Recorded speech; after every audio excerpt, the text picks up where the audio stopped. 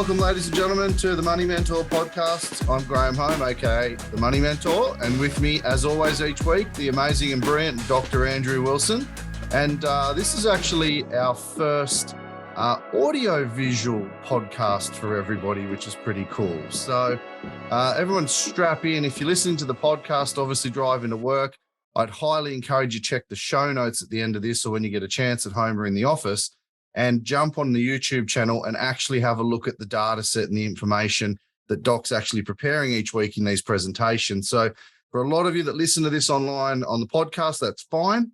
But moving forward, I think a lot of you are going to get amazing value out of, sure, listen to it on the way to work, but you're really going to get some amazing value out of jumping online that night after you've heard it and just having a look at the data that Doc's sharing with us. But good morning, Doc. Yes, good day, Graeme. And we're well and truly into spring, so we're getting a lot of data coming through now.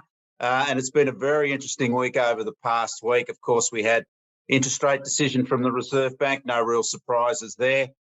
We had the latest economic data, the GDP data for the June quarter. Probably some better news there in terms of economic growth, particularly when we compare it to other countries. And of course, we've got the latest data in terms of auction market, days on market, and that's all starting to I guess, crystallise a little bit that proposition that we've been putting forward, that perhaps we're not going to see quite as deep a decline in our housing markets as many have predicted. Early signs, of course, it is only the second week of spring, but the numbers are looking certainly reasonable, that we may be just feeling our way to the bottom of the market, particularly in Melbourne and Sydney, Graeme.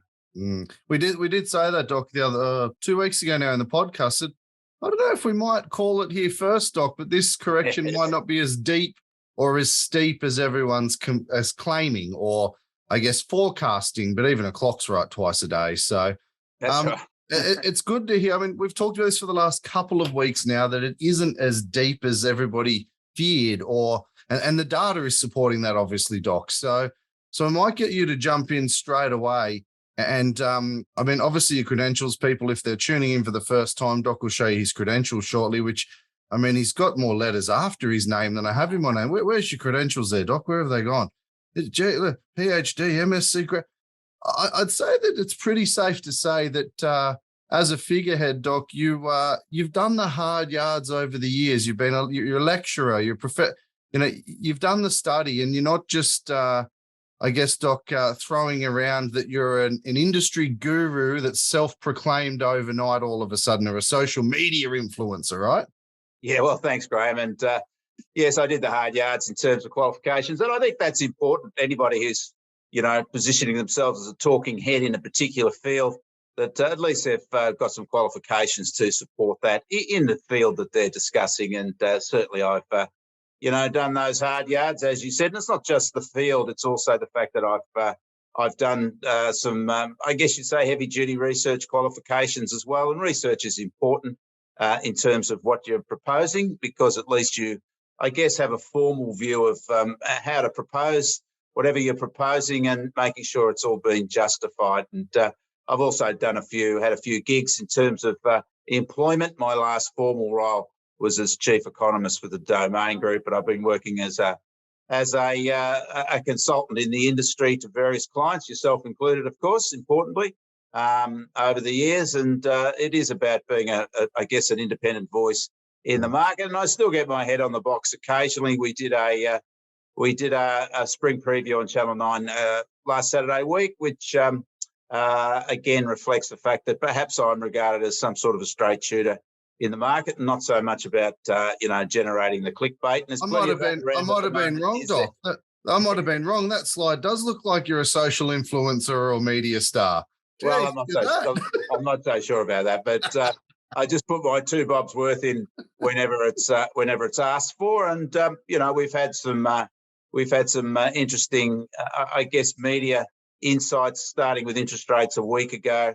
And then the GDP numbers. And we had some ABS data out yesterday as well. But that was June quarter data on the value of Australian property. And it showed, interestingly, that but not surprisingly, that the value of Australian property has fallen over the June quarter, the total value. But again, we know that prices have fallen, and particularly in that Sydney and Melbourne markets, which are the biggest markets in the country, of course, that's had an impact on the overall value of Australian property. But as we've suggested, perhaps we are starting to see early signs of a revival in our housing market situation, particularly in Sydney and Melbourne.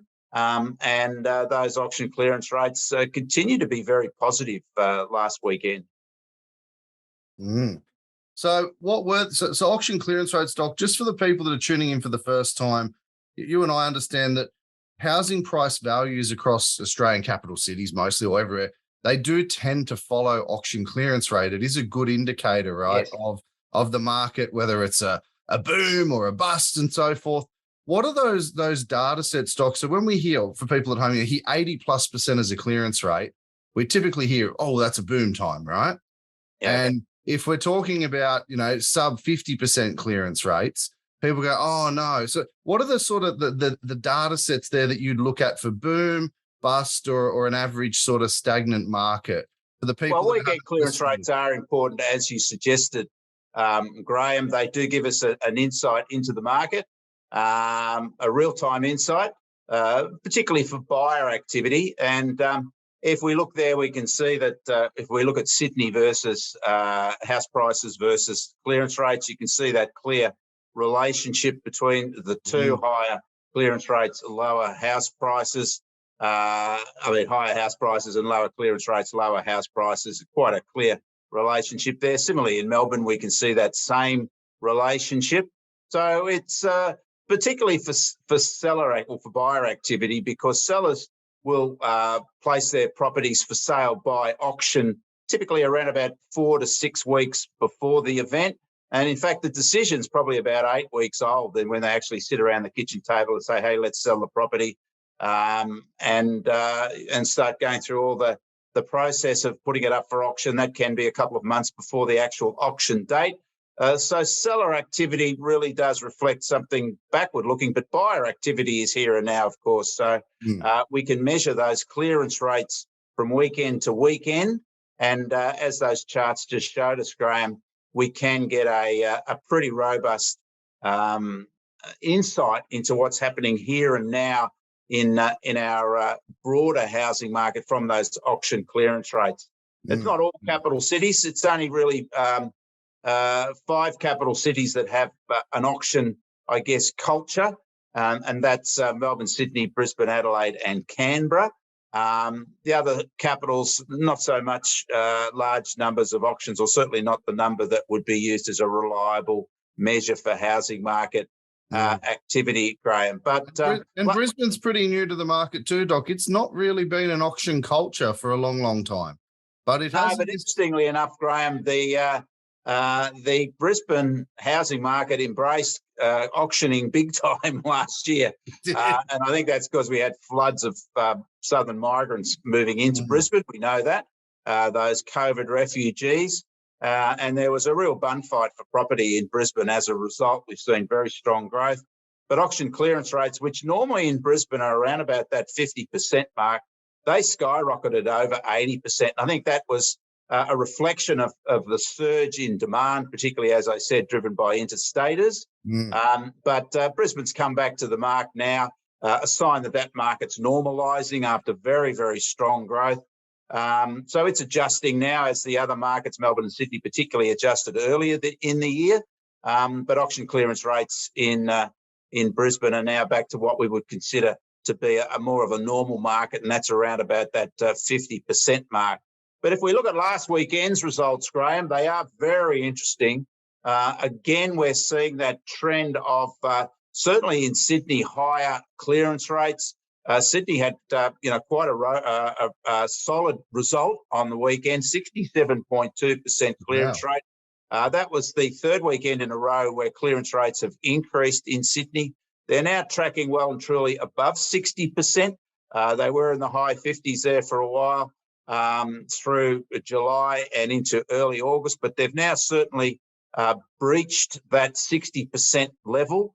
And also auction numbers are starting to rise in Sydney as well. We're going to have a big weekend coming up in Sydney, big weekends over the next couple of weekends in terms of the volume of properties, particularly in a fortnight's time, because that's the Spring Super Saturday, if we can call it that, which is the weekend before the NRL Grand Final. So we always have a lot of auctions to avoid the clash with the Grand Final on the Saturday prior to it. So that'll be a big test for the market. But again, these are part of the early signs that we're seeing, Graeme, that maybe we can suggest that the Sydney market is starting to bottom out. Its clearance rates are clearly rising, Graeme.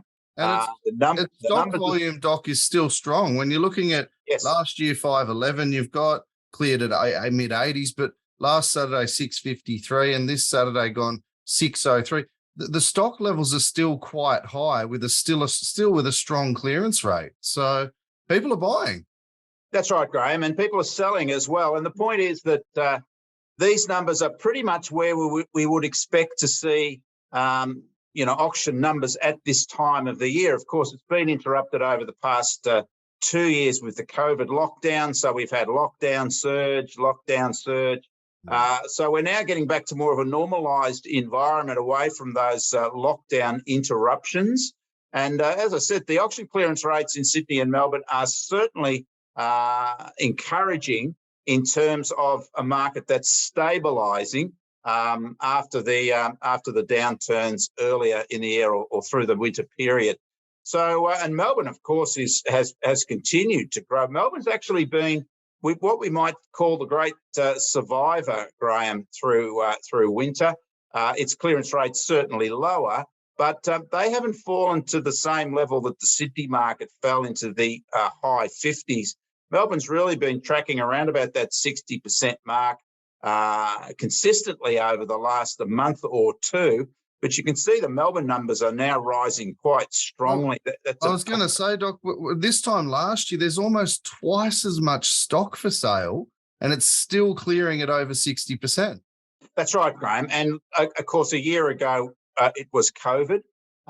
So those numbers were affected by the COVID lockdown, which we know was more severe in Melbourne than the other capitals. And so it's problematic to compare those two periods. But nonetheless, the numbers are strengthening in Melbourne. Again, these are numbers we would expect in early spring, typically, without the COVID issues we've had over the past couple of years. And next weekend, we're likely to see well over 1,000 auctions in Melbourne because it is the Spring Super Saturday for Melbourne because the grand final, the AFL grand final, is on the following weekend. So to avoid that clash, there's always a bringing forward of supply. And this weekend, Super Saturday, will certainly test the Melbourne market. So we can really start to see whether this, this early call of a flattening in a declining market really has some legs. But certainly the Melbourne market has stood up quite well during this adjustment period of the past few months, and signs are still there clearly that that markets, particularly Melbourne and Sydney, which led the charge downwards, are feeling their way and maybe finding their way to the bottom of the market. Once we get to around 65%, Graeme, consistent auction clearance rates, that's when we see a sort of a neutral position between buyers and sellers, which means we start to see a neutralising of prices. So that's what we could call the bottom of the market, is when we start seeing that 65% clearance rates, on the weekend. And we're certainly looking towards that now in Melbourne and Sydney. The other markets, it's interesting, Graeme, because when we saw Melbourne and Sydney falling sharply as they did earlier in the year, late autumn and through winter, they were leading the market down, and we still had Adelaide and Brisbane growing quite strongly. But now it's I guess Adelaide and Brisbane's turn, particularly Brisbane's turn, to move through that adjustment period. Brisbane clearance rates have been lower recently, as we said before, sort of back to normal, really, to be quite honest, around that 50% mark. Auction numbers in Brisbane have been a little lower. than last year. They weren't affected by COVID, of course. But really, this is just an adjustment, Graeme, from what was a remarkable period last year for the Brisbane housing market, through particularly that record numbers of interstate migration, fueling demand for housing. It's now, I guess, just, taking its breath a little bit after having had such a strong run. Adelaide's still very strong, Graeme, strongest market in the country, still tracking over 80% clearance rates, and Adelaide prices are, although they've steadied, are still around about even, I guess we could say, on a week-to-week basis. But the Canberra market, similar to Sydney, is still sort of in adjustment phase after a very strong period. So the latest weekend auction numbers, Graeme, are confirming what we've seen over recent weekends, and that is that the Sydney and Melbourne markets particularly are steadying. Clearance rates are pushing towards the mid 60%, which is that sort of balanced market environment.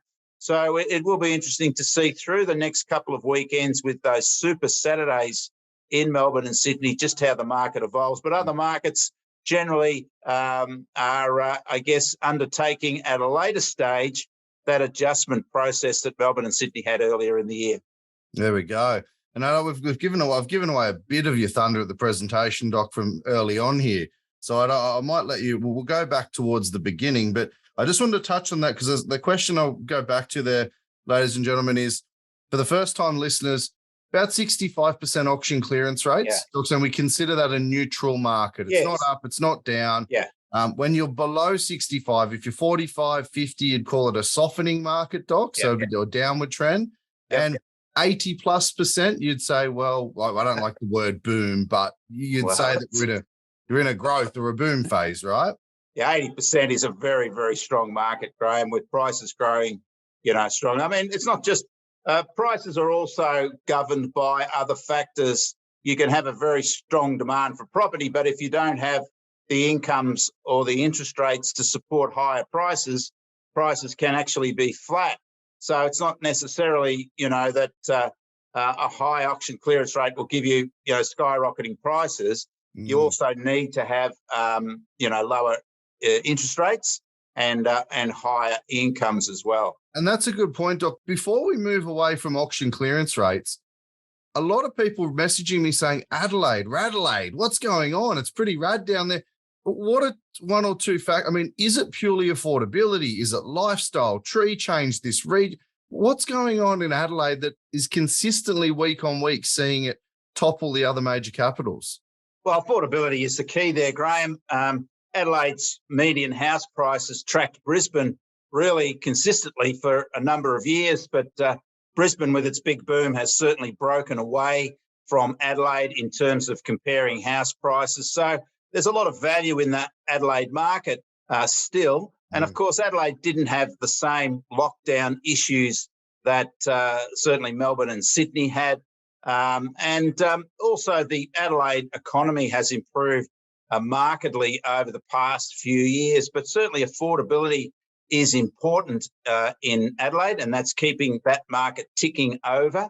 Higher interest rates, of course, are constraining affordability because you can't afford to pay as much for a property if your interest rate's rising, of course.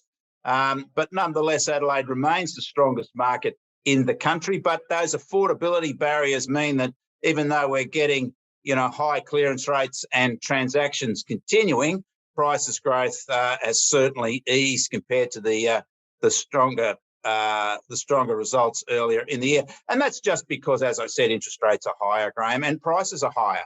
So people can't afford to, go to the bank and get more money from them because for a purchase, because they don't have the income, the higher income or the lower interest rate to support that. In fact, interest rates are rising, so they can't afford as much as they used to purchase a property. So that's why we're seeing prices flattening in Adelaide, which still remains on those clearance rates a strong housing market. True. And Doc, I might jump back to the beginning. You and I were chatting offline as we were setting up today about inflation. I've just come back from a trip to Queenstown, and it's quite interesting for me because they had in Queenstown, they've got a an election coming up. So all the signs are up for vote for this person for the mayor. And I was getting all of the drivers and, transport chauffeurs all telling me about, oh, this person, this, and Jacinta, that, and rah, rah, rah. It was quite interesting to listen to our Kiwi brothers and sisters about how they feel their economy's performing at the moment and how they've handled COVID. And interestingly enough, Doc, they're still masked up pretty much everywhere. So well, that's right, Graeme. Yeah. And our position is still clearly, and we're getting data coming through all the time, but Australia's still, travelling very well compared to other comparable economies, including New Zealand. New Zealand has an interest rate of 3%. We're at 2.15%. So, we're and our inflation rate is lower than New Zealand, and our wages growth is lower also, which might sound bad, but it's actually a good news point because wages growth is important when we are in an inflationary period, even though it does mean tougher times in the short term.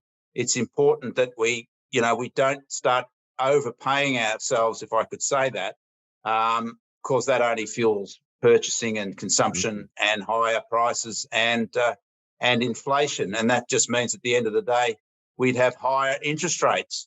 Our interest rate scenario, we had our interest rates, a decision for December last week, Graeme. The Reserve Bank decided, not surprisingly, to raise rates again by 0.5%. So that's 4 in a row at 0.5%.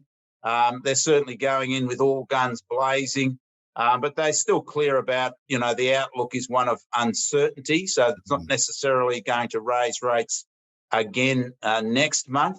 Next month, of course, we will get the data for the September quarter inflation, for the September quarter inflation rate, Graeme. And also we're getting the first of the monthly data sets from the ABS. I'm excited, Doc. We've gone from the Stone Age from quarterly in arrears to monthly. Yeah, look, I think it's very important, Graeme, to understand that normally we would get the quarterly data set, which would be for the September quarter. Mm-hmm. So that would cover the period, obviously, July, August and September. Now, if we look specifically at some areas in terms of what's driving inflation, we'd know that the price of oil has come down sharply. We'll look at that in a sec. Has come down sharply. In fact, let's have a look at it now over the past month.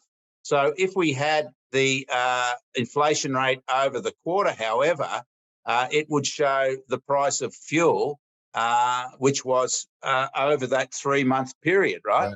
But if we look at the latest data, which is the last month, we can see the price of oil has come down very, very sharply. Phenomenally. And we don't have to sort of know that looking at my chart. We can understand that by looking just at the Bowser. The price of petrol is now down around $1.50 and lower in some capitals, Graeme, whereas it was up around $2.20, earlier in the year. And that's a significant part of what's driving inflation. Of course, we've got to remember that inflation isn't the level of prices, it's the change in the level of prices. So we need to see, at least a steadying of that growth rate. So the growth rate is down over the past month. So when the ABS releases its September quarter data, it will also have a monthly data figure for September, which, as we can see there with the price of oil, is actually very positive. So we're likely to see a decline in inflation over the month of September, more so than we would see over the September quarter. So for that, the decision that the Reserve Bank will make in November will be based on that September data, hopefully the monthly data. And by then we might see the price of oil even lower. So I think that the signs, again, it's all about what we were saying about the housing market. And that's relying, as we know, on interest rates. It's also about the inflation rate, which determines interest rates, as the Reserve Bank has quite clearly said. It wants to see underlying inflation back to around 2 to 3%. But those signs are very positive for, particularly given that we're going to, for the first time, Graeme, see a monthly inflation number, which will actually be, positive for the Reserve Bank in terms of it feeling that it's starting to get inflation under control, with petrol, particularly petrol prices falling sharply over, even more over September perhaps, but certainly they've fallen sharply over August. So, Doc, do you think then inflation's so high still that if the data shows us that things are settling down, and in the basket of goods there, do you think that that's going to be cause for the RBA to go, let's just pause? There's no increase, there's no decrease. Let's pause for November. Or do you think we still need to really smack this on the head with the hammer and we've got a few more rises in us left? Well, that's the challenge for the RBA, isn't it, Graeme? They can't be killing the economy when they're seeing signs that inflation is under control. And if we look at Australia compared to other similar economies, I mean, we're kicking goals big time, mate. Our inflation, our current inflation rate, our quarterly inflation rate is 6.1%. And then you compare it, New Zealand, 7.3, the UK's higher, and they're predicting the UK to go as high as maybe 18%, The US, the latest data on the US, their inflation rate's running at 8.3%, and the Eurozone, Europe's running at 9.1%. So, we're tracking really well compared to other countries. And, there are other factors. In fact, just about every factor that we look at about inflation is a positive compared to other countries. And one of the other positives is our wages growth. And wages growth is very important. We sort of alluded to that before when we're talking about inflation, because if you start paying yourself to cover higher prices, then it creates galloping inflation, wages prices spiral. Because you're always trying to catch up. It's either the bosses are trying to catch up with higher wages by putting up prices, or the workers are trying to catch up with higher prices by putting up wages. So, we've got some, I guess, questionable talk around at the moment about artificially increasing wages, because obviously we've seen higher prices starting to impact household budgets in terms of, real wages falling. But we can see there that our better performance on inflation, it also reflects a much better performance on wages growth, Graeme. And you can see that the countries with the biggest wages growth, which was the UK and the US, they had the worst inflation, mate. Yeah. So it's interesting that the UK and the US really are entering that wages prices spiral. Yeah. Things are getting dear. Oh, well, it's going to cost more. We'll put wages up. It's sort of 6 of one, half a dozen of the other, and now they're in a spin together. Yeah, and so again, it sort of makes us the lucky country because our wage setting system is a lot stickier. That is, it doesn't respond quickly to drivers such as higher prices. So we're not we can't catch up quickly to that higher prices. But at the end of the day, that might be a better thing for us because we'll have a shorter term trajectory for interest rates because we'll have a shorter term trajectory for inflation, coming from the fact that we lag in terms of our inflation, in terms of our wages growth. Now, wages are rising, but they're still quite subdued, particularly compared to other similar economies, Graeme. And when we look at economic growth, I mean, that's another factor that I think is important. We had our GDP numbers released last week for the June quarter, and those GDP numbers were actually quite promising for growth. Now, the point with our GDP numbers, which I'll bring up the slide in a minute on GDP, but they were quite positive for us again that we're growing and quite reasonably at 0.9% over the June quarter, which was a reasonable result actually, and higher than perhaps the longer term pre-COVID results, which were around about 0.7%. That's up there. Do you look at the last few years there, those averages? That's right up there. Well, it is, Graham. Once we've sort of moved through the COVID period, but when we look at comparing our latest GDP with other countries, you can see once again we're doing really well. That our economy is still growing. The US is actually in a recession at the moment, Graham. It's had 2 consecutive quarters of negative GDP growth. New Zealand's last result was also negative, as was the UK, and they're clearly predicting recessions in the UK. So we're again performing better on all these measures that are that are important to the outlook for interest rates. Now, we don't want to be in a position such as the US, UK, and perhaps New Zealand are, where they're also got high inflation, but their economy's not performing well, because that means they've only got to go higher with interest rates, which is only going to impact their economic performance. But at the moment, we're a little bit like Goldilocks compared to the rest of them, Graham. We're just right, mate. So, we will see, of course, how this unfolds. But Australia is certainly, inarguably, on the data, well positioned to be able to, I guess, ease its interest rates policy sooner rather than later, because we will take advantage of, firstly, those lower fuel costs, which are impacting, which will inflate inflation. Well, it's not just lower oil prices that are a positive for inflation in the outlook, Graham. Another significant factor for Australia's inflation has been house building costs. And we saw house building costs go through the roof as a result of home builder. And that was the policy of the previous government that, gave significant handouts for those that wanted to build a new house. It was certainly oversubscribed, which is a good thing in the short term because it created a lot of jobs.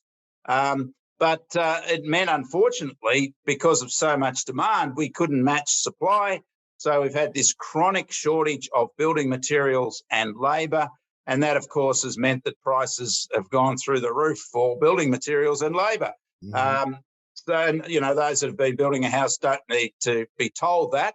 And, of course, it's put builders in a tough position because they've had to go back to the client and say, look, I'm sorry, I can't afford to finish your house because, prices are so high.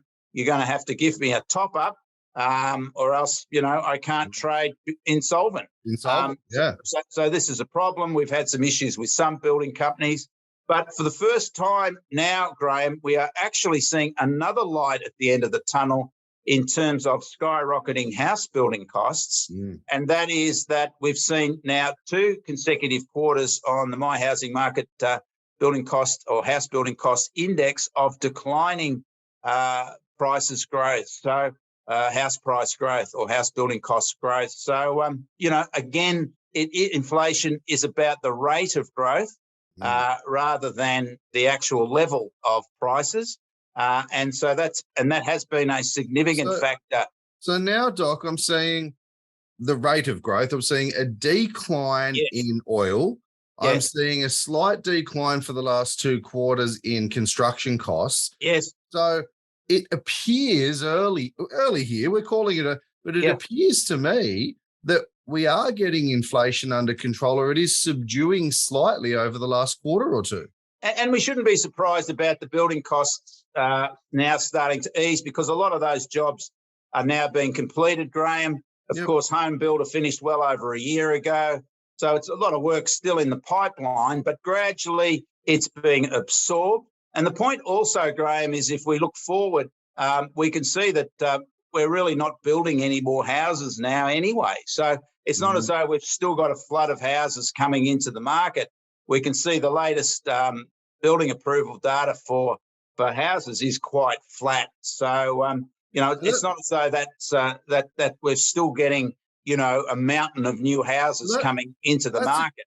That's a concern to me, Doc, because we've got a housing crisis. Rents are still going insane. People are struggling to get rentals. Money still is cheap by all accounts historically in Australia. Anyone who's freaking out about rates, I think just needed to go back in time and cop, 8%, 17%, et cetera. But when you see that decline there, we're not building enough homes.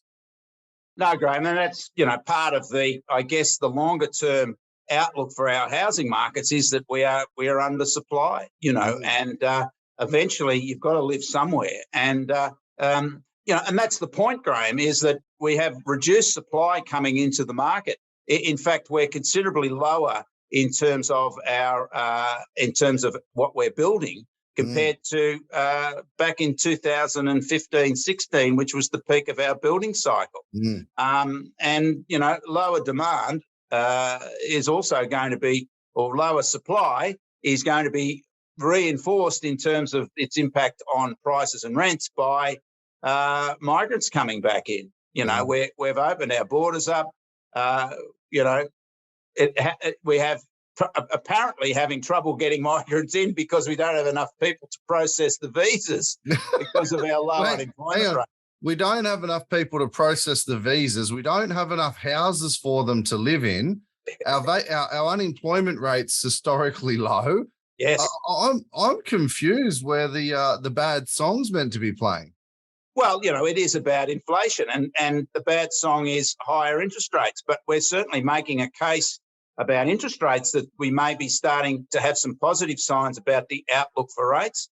But the underlying factors of our housing markets clearly are we have too many people and not enough houses. And it's not just locals. It's, the demand that's coming from offshore.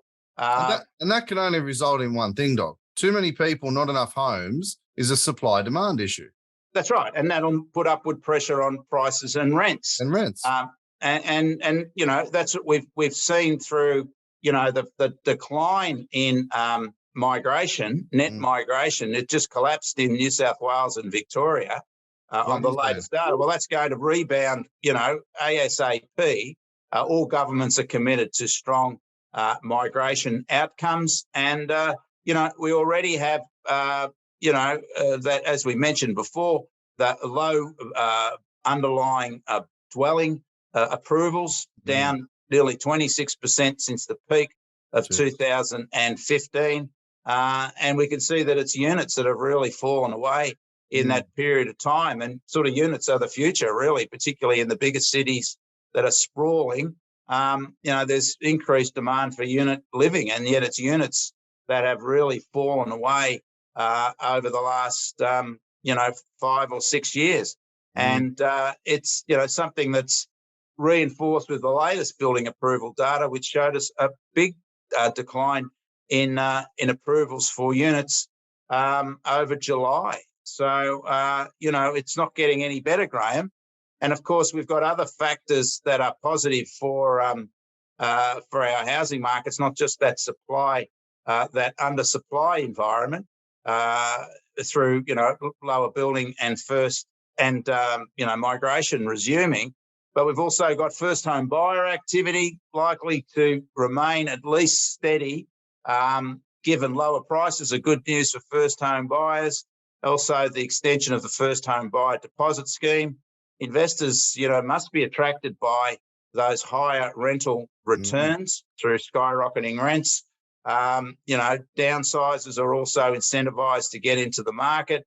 So there's a number of positive factors, which perhaps we're seeing, starting to turn housing markets currently, particularly in Sydney and Melbourne. But what it does, underscore, Graham, is that position of undersupply, chronic undersupply in Australia. Well, Doc, I'm going to jump to a viewer question while you're on this slide, or while you're on that slide, because Matt this week wants to know, hi, Doc and G, I'm a bit concerned with house price, house price building price increases. Should I be waiting for what I'm hearing is a slight downturn? I'm looking to buy around Brisbane north side. Should I wait, or will things rebound? Now, I mean, this is the same. It's kind of the same question we get every week, Doc Nelly. People saying, should I wait? But looking at this slide you have here, short-term housing market offsets for rate rises. You've got migrant surges.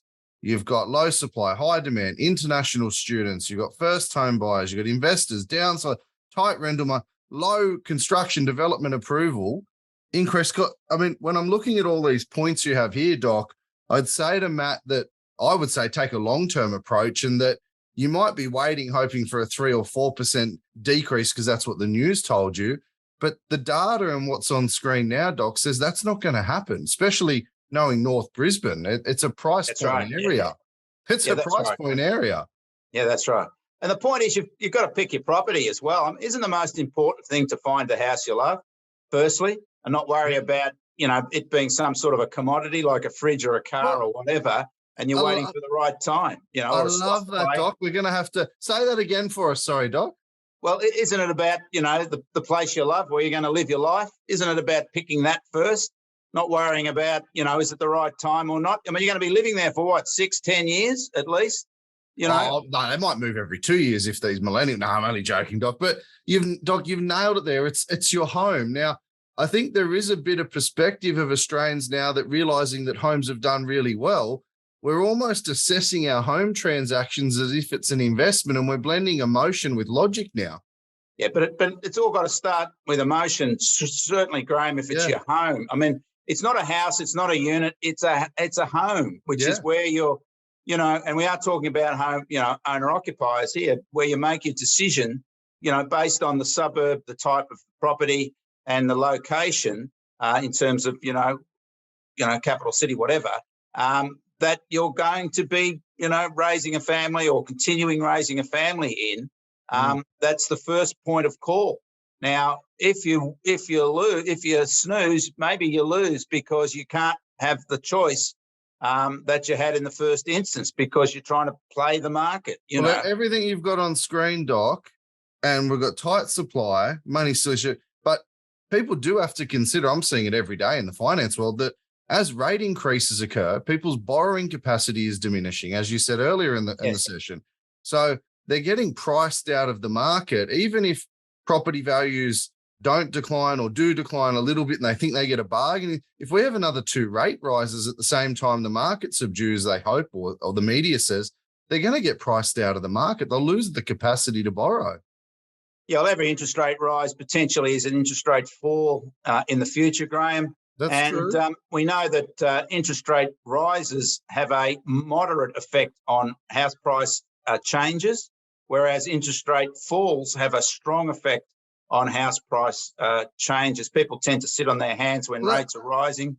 That's an interesting one, Doc, because a couple of podcasts ago, you actually gave me some data, and I don't know the exact number, but you said when values subdue and decrease due to rate rises, and I can't remember if you said 4 or 5, but you did say something to the effect of when rates decrease, the growth rate of property values far outstrips the rate at which it decreased during the rise. Is that right? Well, we can see that with the latest data, Graeme. Even if we get, and we will get, significant falls in prices this year in Melbourne and Sydney, maybe the word significant really only relates to Sydney. But the other capitals will all record growth, with the exception of Melbourne. But if we look at the 4-year trends, growth over the past 4 years has been spectacular, even with the falls that we get. Sydney will clear 30% growth over that period after a fall. Let me go to the slide. When we look at those rises versus falls, Graeme, we can see here over the past 4 years, and we can see they're the predictions for this year. And we're seeing Sydney down by around about 9% this year, Melbourne down by about 6%, but Brisbane up 4%, Adelaide up 10%, Perth up 3%. The national number there is down by 4%. And, of course, that's mainly reflects what's happening in Melbourne and Sydney, Graeme. So Sydney's really the market with the most significant declines this year. But as we've said, we're now starting to see some positive signs about the Sydney market. But if we put those all together, Graeme, that's what we get over 4 years. And that's so Doc, this slide is factoring in Sydney and Melbourne taking a slight hit this year. Yes. That's the net 4 year. So we've got Sydney up 33.7, Melbourne up 24.2, Brisbane up 40.8, Adelaide, 41.4. Even our friends over on the WA, Perth up 21.8. Yeah. And nationally, an average of 32.7. Yeah, that's right. So, is this doom and gloom, Graeme? I'm not sure. Woe is me, Doc. I think I'm going to have to quit financial services and real estate. It's all doom and gloom.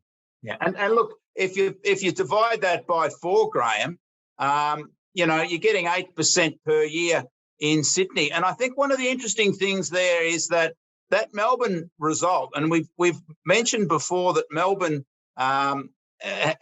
has been really the great survivor over winter. I mean, it really hasn't fallen away as sharply as Sydney did at one stage. And I think that's because there's plenty of upside in that Melbourne market still, because even with those 4-year growth figures, it's, well below where Sydney, Brisbane and Adelaide are. But I think that reflects the severity of the lockdowns, how that impacted the market. And I think once we get a little bit more confidence in the market, I think there's plenty of upside to that Melbourne market, Graeme, given the comparative position there with the other capitals. Now, Brisbane and Adelaide are still the strongest, and they sort of came late to the boom, and now they're coming late to the correction position, particularly Brisbane. But that's because all markets don't move at the same rate because they have different drivers. But I think we'll see Brisbane continuing to adjust downwards, whereas Sydney will start to rise upwards, I think, through Q1 next year. And I think Melbourne will be even sooner than that. And I think Melbourne might steady over the next couple of months and maybe even record, given, some better news on interest rates, maybe even record some growth this year over the last month or two of this year. And I think that's part of that value market that Melbourne is still, clearly, compared to the other capitals, with the exception of Perth. We almost forget, Doc, before it was awarded the title of the most lockdown city in the world, it was the most livable city in the world for a good 7 or 8 years. So. That's right. But I think, as we have some data that'll reinforce, I guess, the big picture, Graeme, in terms of where our housing markets are at the moment. And we looked at those auction clearance rates, and they showed us again that the trend is continuing to be positive in terms of improving clearance rates in Melbourne and Sydney. But I think another interesting stat is the days on market. Now, we track days on market here. So what this measures is the average time it's taking you to sell a house. Now, this is the monthly data up until yesterday, actually, Graeme. So it's the month to September the 13th, compared to the same period over the previous 3 months to that.